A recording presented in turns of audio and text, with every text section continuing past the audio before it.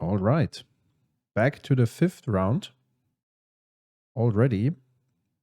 This time it's Malcolm against Slimefoot. Mm-hmm. When we had the IZZET commander on cam, it was quite interesting because many people were like, "Oh, we've seen this thing on the Bitzel channel already." And yeah, that's because Hao was tinkering with the deck for half a year or something. And I think he has like 2 top 8 results. And then there were a couple of people trying it out on MTGO, and finally LSV picked it up for an MTGO challenge. And that's when people really got interested in Malcolm. And that's also why I think the Italian guy that made the final picked it up. And all of a sudden, it's quite it's a popular deck these days. Yeah, definitely. I think it's super interesting, the dynamic of it, of casting 2 spells to draw a card, or to have a clue that draws you a card eventually. Yeah. When you have a very mana efficient deck, which this deck is, I think it has a very low curve, and most of its threats are pretty small, then you can build it in a way that allows you to kind of utilize that to draw cards with the clues at appropriate times in the game when you're countering and remanding and stuff like that. You stall out the game a little bit. So if you manage to land Malcolm and generate a couple of clues and attack a couple of times, then you suddenly can be in a very good position, being able to basically counter or roast everything the opponent does. And I think that aspect makes it a pretty strong deck. And this matchup it's not that easy, because Slimefoot plays a lot of cheap spells that will kill Malcolm, so you are kind of going card quality against card quality. Yes, definitely. And if that happens, then the individual card quality of Slimefoot is very high. Yeah. So quite an interesting sequence here. What happened? There was a troll revealed with a Dark Confident. That's one of the cards you don't want to reveal with your wizard. Very costly.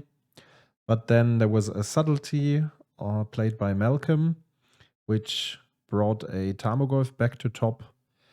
In the end, the Slimefoot player decided to sacrifice the Confident to make black mana and cycle the troll, so subtlety was some kind of a hard counter in this case. Yep. And here we see a turn 2. No, turn 3 actually. I'm not really sure why he did that. It didn't really give him any advantage, but it looked like he sacrificed the Dark Confident to Phyrexian Tower in response to the Burst Lightning. Yeah, exactly. Doesn't really change anything, but but I mean, you can do things like that if you're bluffing, maybe having another black spell or something like that. Okay, playing Malcolm, leaving open the Stern Scolding. I'm not sure if I like this play, because usually the deck wants to create its clues, and Stern Scolding isn't the best counterspell against Slimefoot, to be honest. He's in range of casting it. Did he play the Tiger now? I think he did. Maybe he was not in range. No, the Tiger was by the time that Malcolm decided to keep the Stern Scolding. That might have been the right decision. And now we have a Grim Lavamancer. The Lightning Bolt was discarded. And he's sitting on 3 islands. Yep. 3 islands, a Stern Scolding against a 5/5 troll. But when you look at the life totals, that's a 2-turn clock. Oh yeah, and there's a Tainted Pact. No, not a 2-turn. No, it's not 2-turn, but maybe the Tainted Pact might change the math here. So interesting decision to not tap the Phyrexian Tower Yeah, here. I think so too. Probably won't end up costing him. He loses access to double green. If he flips an Endurance, that would be a pretty good card in this situation. You Which mean he can't Eldritch? cast now. Eldritch or Eldritch? Oh, You just mean? an Endurance to block the Malcolm and to tuck Okay, yeah. away the cards in the graveyard. Endurance into Metamorphosis would also be nice, I guess. And he goes for a Morlock here. Eldritch, actually, not Endurance. Yeah, Morlock, he thinks about. I think that's actually the Slimefoot player that I played against in the quarterfinal also. Yeah. I played this exact matchup in the tournament. Mm-hmm. Played against one Malcolm player. Pretty clean lines, well played, but my hands were significantly stronger than what was going on his side of the field. So I just your card pool is overall much more powerful. yeah. So he could have stayed with that Endurance. I don't know what he's looking for. Me neither. Maybe he's looking for a Toxic to pay 3 life to handle both 2 life to handle both creatures. Fury. Yeah, okay. Fury. Okay. Fury is an option. Why not? So he has a red card in hand, and he's gonna sacrifice that last red card in order to cast the Fury. Yeah, but he can also sacrifice it now with the tower and make sure to bring down Slimefoot in the very same turn. And next turn, due to the Phyrexian Tower, he has the option to bring back the Fury. So that's quite a powerful lineup here, to be honest. He's on 5 HP, but the board looks very promising, to be honest. The board looks pretty good, and Malcolm just has to. I mean, he's just hoping to dodge 2 burn spells from Malcolm, which seems pretty easy if you look at the fact that he only has 1 red mana. And here we go. Bum comes back. Roast your. It's not a bird. It's a siren pirate. Pirate siren. Yeah, exactly. Although it has wings. So over to round 2 or game 2. Malcolm will be on the play. He has mulliganed once. Yeah, starting with a mountain. Interesting. He has a fetchland in hand. Okay, so yeah, that was the clear intention to roast a potential dork. Yeah, and bolting the bird is. This is a pretty strong sequence to start off with. Definitely, you've already got a 1 mana spell in the graveyard. The opponent does anything. He can't deploy anything like a Dark Confidant or another dork into the Dreadhorde Arcanist. I see he has an Unearth in hand and a Llanowar Elf, so he might play a land and then just deploy 2 dorks and kind of take the tempo disadvantage. Yeah, I think there's also an endurance to survival of the fittest. We see, yeah, it's interesting. Might also that be survival to. Or is a delighted halfling as well? Yeah, right. Yeah, I think deploying the survival in a window in which it could resolve is definitely a thing. Yep. Very interesting that the Dreadhorde Arcanist is always home to these IZZET Burn decks. Like you see the card every now and then, and you always see it in IZZET colors, almost. Yep. Yeah, I mean that's where it belongs. It's a card that I mean it got a little bit better with cards like Arena of Glory. True. Arena of Glory is a very good combination with precisely the Arcanist. Many cards got better with Arena of Glory, to be honest. Yeah. This endurance, I've never seen it before. It's the Modern Horizons 3 endurance. Yeah, but it's like a special foiling again, right? Because it looks like the From the Vault foiling. Very shiny. Might be. Maybe is it a ripple foil also? Could be. I am having a look. There is textured foil endurance. Maybe that's it. I'm not sure. Foiling's crazy, definitely. Yeah. Might be the textured foil variant. So, survival can find almost anything, as we know. The deck is full of quality. You play it yourself. I have to pick it up. I also have to pick it up. I want to play Master Prolling tokens every now and then. And also because but I'm playing them. Yeah, of course, but not necessarily for tournaments, but just playing some casual Slimefoot again.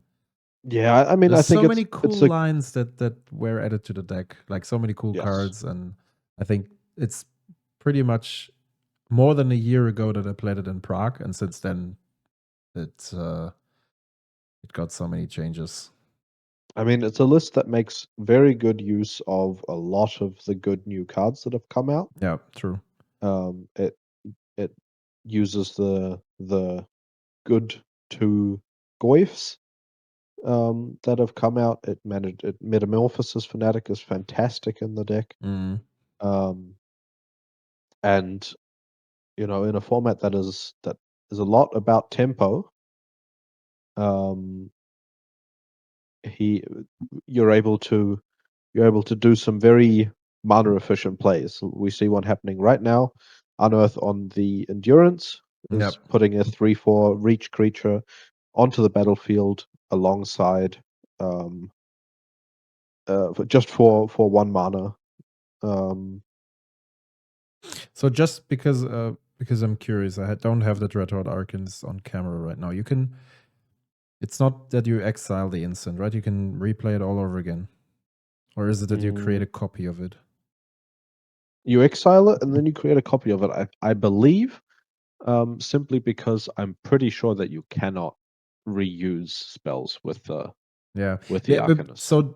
but because I was just wondering, like he attacked last turn, what happened? Like, didn't he choose to? He chose not to because okay, fair enough. Yeah, I suspect that he chose not Yeah. to. Maybe So there's a Brazen Borrow and a when it Loose attacks, Focus? you may cast target it's a sorcery with mana value lesser than or equal to its power from your graveyard without paying its mana cost. If that spell would be put into your graveyard, exile it instead. Yeah, real.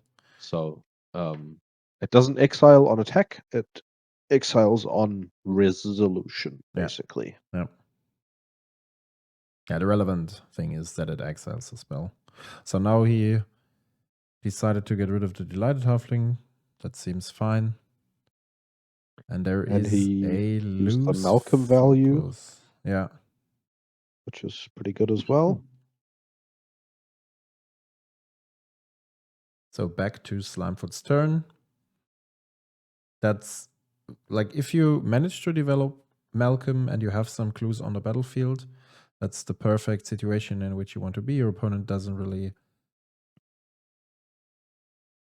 Okay, I mean, endurance is actually something against Malcolm.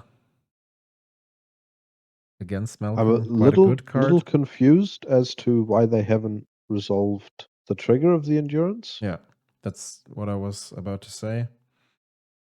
So it will get bounced. Maybe because just as a side note, this matchup is they're just playing for the content. Both drew, it's round 5, both are 4-0, I think. So maybe they don't take it too serious.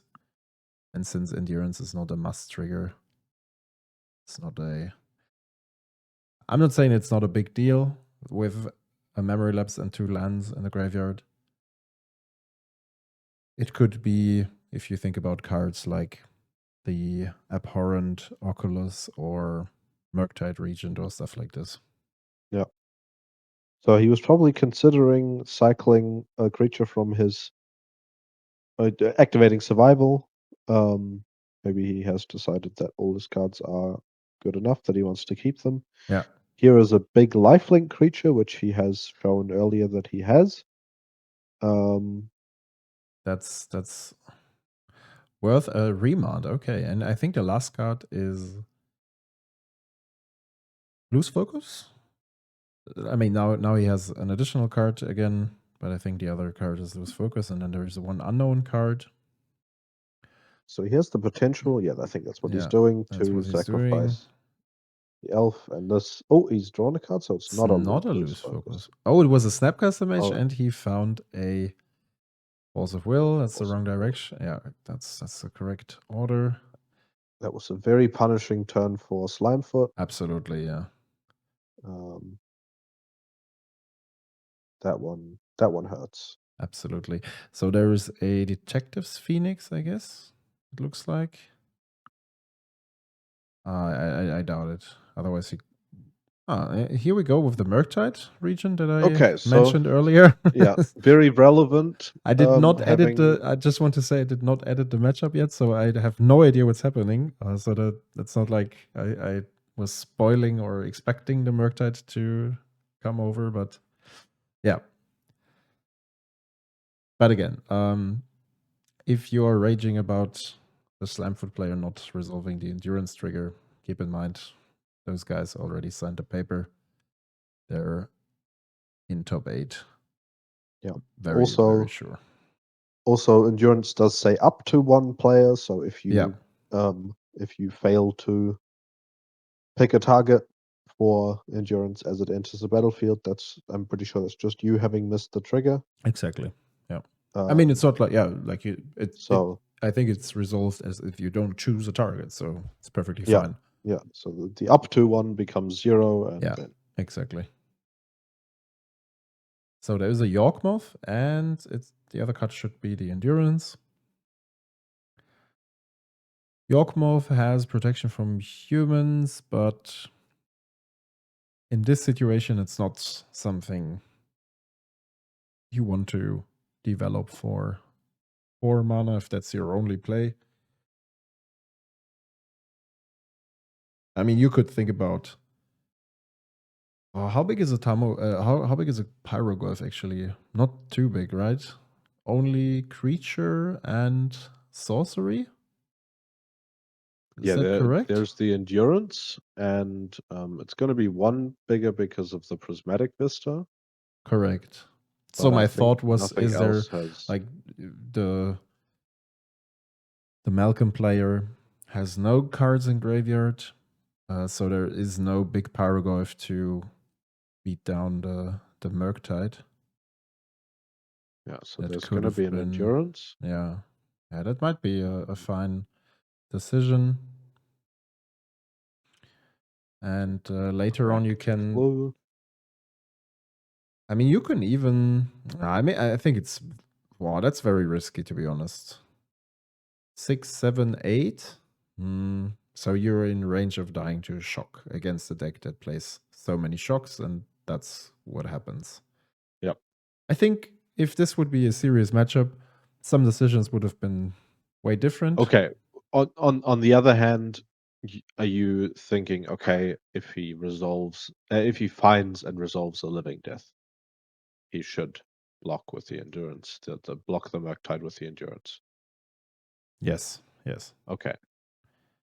Because and I mean, I can see why you would try to block Malcolm and hope that your opponent has nothing, but then next turn you're definitely down to another recast of the commander or anything else. There's so many creatures on the battlefield, so it basically comes down to this one card. If you can't resolve it, it's over. There is a Dreadhorde Arcanist another time with a Galvanic Discharge and 2 energy counters left, so could potentially bring down a creature with toughness 5 next time. And here we have an Oakish Bowmaster. Good card. it is a good card. I'm not sure how good it is just running it out, but in situations like that, I think you have to be mana efficient because there's other cards that let you that you want creatures in play for, cards like Eldritch Revolution and stuff like that. Yeah.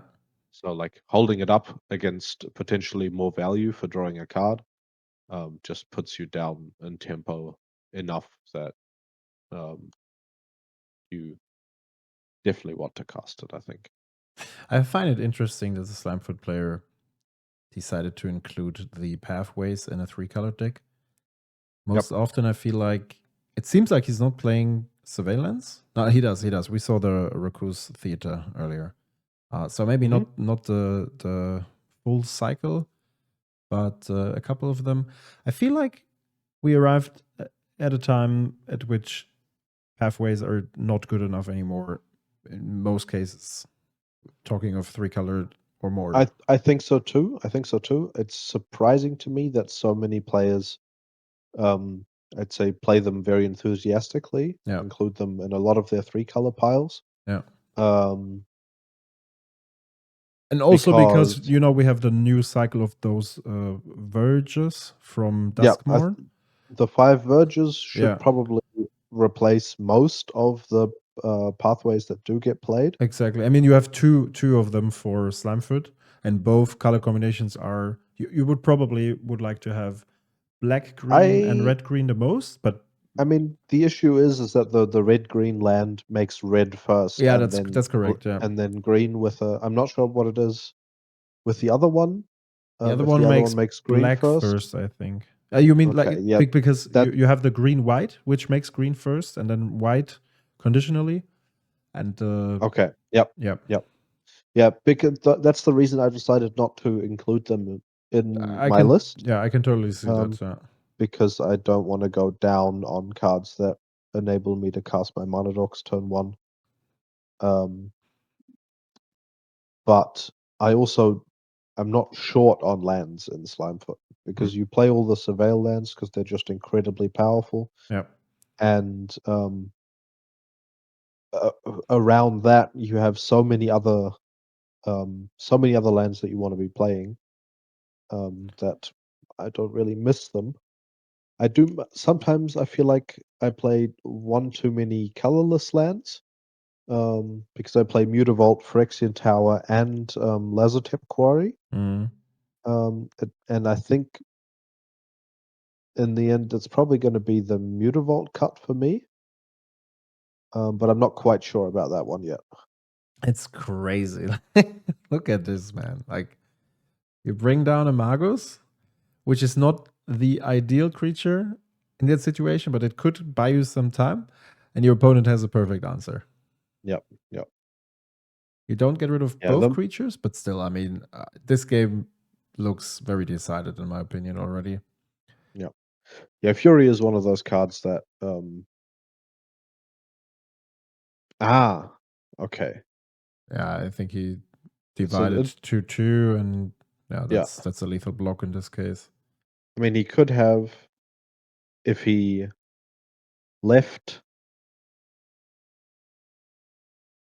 If he left the Oh, Arcanist alive, he could have gone for trying to.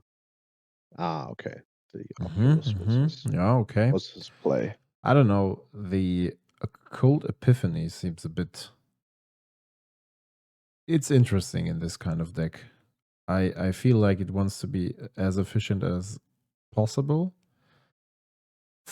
Flooding or spending multiple mana into a spell that's that expensive is kind of Yeah. It also takes. weird It to doesn't me. take you down a card, but no, it does take you down a card. It does. It doesn't replace Yeah. itself. So I don't really like Occult Epiphany. I mean, I feel like in the the right only shell, places. in the Yeah, right the only shell is places you want to be playing it is Aminato, right? Aminato is a Yeah. place where you want to be able to surprise the opponent with a creature in graveyard, and you can do that for 1, or you can do that for 2 mana.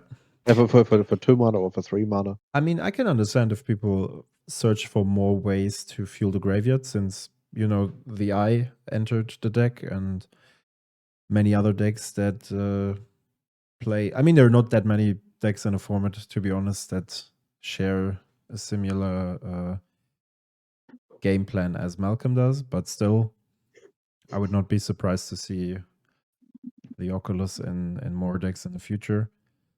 Yep. And that's why I think some lists, what I like much more is to include Mental Note and Thought Score to mill some cards into your graveyard instead of playing a card like Occult. But maybe, I think it's Möbius, if I pronounce it correctly, who's running the deck here. Maybe he plays all of those cards. I have the deck list, but I don't have it right now. So I cannot tell you.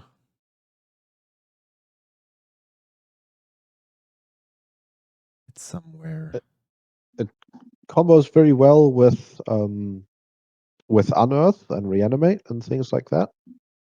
And I have considered, like, you make a little bit more of a mid-range Aminatu plan with the Overlords, and then but if you tilt back into Reanimator, then you might be able to kind of go, you get a Psychic Frog back. You get, if you start playing Unearth, you have a couple of cards that you could get back. Headliner Scarlet is a cool card. Headliner Scarlet is actually, yes. So it gives a free combo damage, and that seals the deal. I was just about to say, Raffine was actually a deck that made great use of Occult Epiphany, because you got multiple bodies, which added to the connive trigger, and while also sorting out some quality. But apart from that, it's really just Aminatu. Yeah, third round was quick, but decided quite fast, in my opinion, if you had a look at Slimefoot's board. And as we said, there's not, apart from Pyrokinesis and Fury, on the other side, there's not much Malcolm can do about it. Yep. So, yeah. And I mean, most games where a player hardcasts a Fury on turn, turn 5, right. Is a game that's probably you're not going to win it. No, maybe a bit too general, but a lot of the time you're winning that game. I mean, the IZZET deck has some options to win it, but in this case, he was unable to find the bolt. And even if there are still a couple of more supportings on the board that you need to deal with, so was rough. You are then not allowed to get rid of Slimefoot before you have gotten rid of all of his Sacrolings. Right. Yeah. Because then you can just bring back the Fury and roast your board again. Yeah. Lots of issues there. True. Thanks for watching. Yes. And see you next time. See you in the next one.